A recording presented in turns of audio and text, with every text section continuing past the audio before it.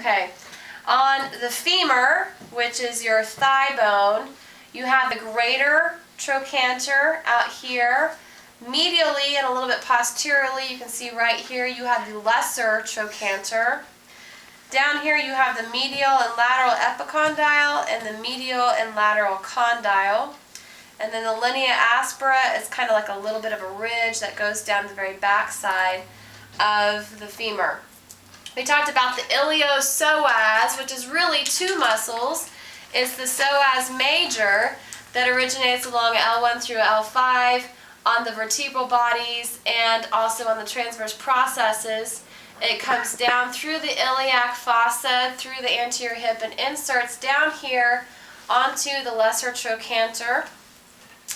It will do hip flexion, it will do lateral hip rotation, and it will do forward flexion of the vertebral column or of the torso. You also have iliacus, which originates in the iliac fossa, also comes down here and inserts onto the lesser trochanter. So you have two muscles that insert in the same place, the lesser trochanter, the psoas major and the iliacus. And the iliacus will do hip flexion and lateral rotation. Then we talked about the 6 deep hip lateral rotators, and you just need to be able to mostly recognize their name. They're all located back here. They're very small. They laterally rotate the hip. One of those I want you to know in particular is the piriformis. The piriformis tucks up here underneath the anterior side of the sacrum and inserts on the greater trochanter. It is important because it will pinch the sciatic nerve, has a possibility of pinching the sciatic nerve that comes down. Your 3 glutes, your glutes is a group.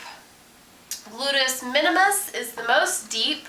It originates along the external iliac and inserts on the greater trochanter. The one on top of that, or superficial to that, is gluteus medius, that originates also on the external iliac, just a little higher, and comes down on the greater trochanter.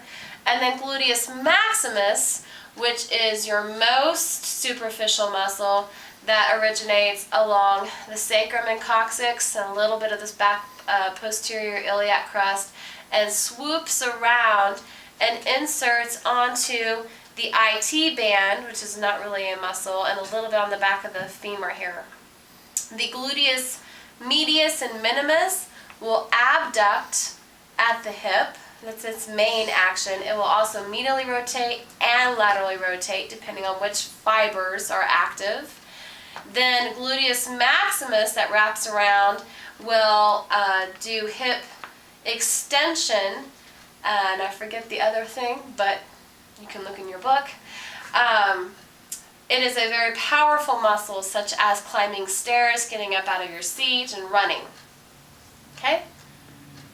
That's it.